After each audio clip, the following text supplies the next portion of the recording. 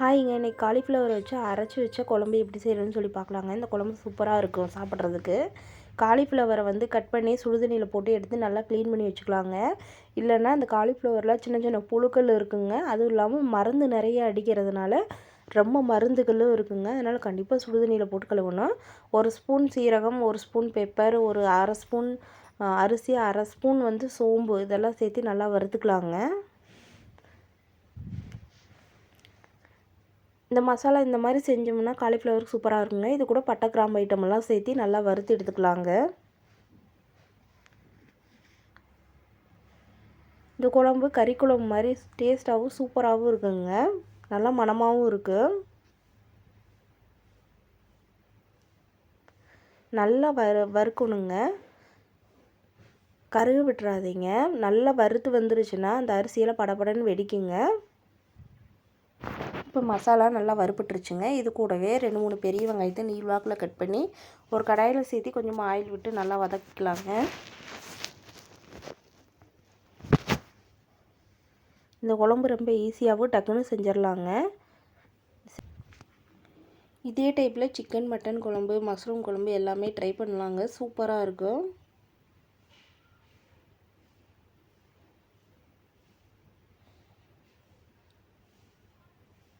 இப்போ வெங்காயம் ஓரளவுக்கு வறுபட்டுருச்சுங்க. இது கூடயே ஒரு 2-3 தக்காளி கட் பண்ணி சேர்த்திக்கலாம். தக்காளி வெங்காயம் எல்லாமே நல்லா வதங்கணுங்க. ஒரு வேளை தக்காளி வெங்காயம் வதங்க லேட் ஆச்சுன்னா கொஞ்சமாக உப்பு சேர்த்திங்க. உப்பு சேர்த்துனிங்கன்னா டக்குன்னு வதங்கிடும். இந்த ஒரு குழம்பு செஞ்சு வச்சுட்டிங்கன்னா சாப்பாடு, சாதம், சப்பாத்தி எல்லாத்துக்குமே சூப்பர் மேட்சிங்காக இருக்கும். அது தோசைக்கெல்லாம் சொல்லவே வேண்டியது இல்லைங்க. அவ்வளோ ஒரு டேஸ்ட்டாக இருக்கும். இப்போ இதெல்லாம் வறுபட்டுருச்சுங்க. இந்த தக்காளி வெங்காயமெல்லாம் ஆறட்டும். அதுக்கு முன்னாடி அரைச்ச சீரகம், பெப்பர் இதெல்லாம் சேர்த்து ஒரு அரை அரைச்சி எடுத்துக்கலாங்க. அது கூடயே தண்ணி விடாமல் முதல்ல ஒரு அடித்து எடுத்துக்கிட்டு கொஞ்சமாக இஞ்சி, ஒரு கட்டை பூண்டு, கொஞ்சமாக கறிவேப்பிலை சேர்த்து நல்லா அரைச்சி எடுத்துக்கலாங்க. நல்லா அரைச்சி எடுத்த பின்னாடி நம்ம வறுத்து வச்சுருக்கிற அந்த தக்காளி வெங்காயம் எல்லாத்தையும் சேர்த்து இது கூடயே அரைச்சி எடுத்துக்கலாங்க. இப்போ குழம்பு தாளித்து விட்டுக்கலாம். ஒரு கடாயில் ஆயில் சேர்த்து கடுகு சேர்த்திக்கலாங்க.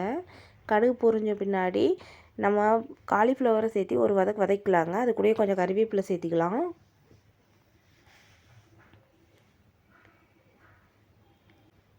ஒரு 2 நிமிஷம் நல்லா காலிஃப்ளவர் வதங்கினா போதுங்க. ரொம்ப நேரம் வதக்க வேண்டியதில்லை. இப்போ மசாலா சேர்த்திக்கலாங்க.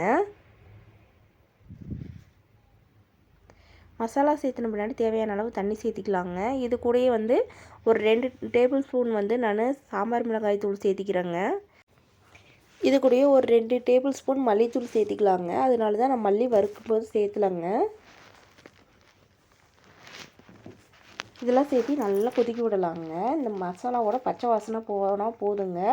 காலிஃப்ளவர் ஏற்கனவே வந்து வெந்தண்ணியில் இருந்ததுனால அரை வேக்காடு வெந்திருக்குங்க.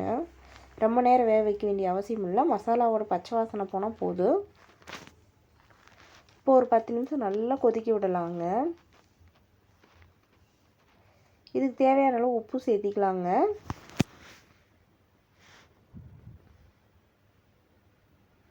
இது கூடயே ஒரு அரை மூடி தேங்காய் வந்து நல்லா நைஸாக அரைச்சி ஊற்றிக்கலாங்க குழம்பு கூட.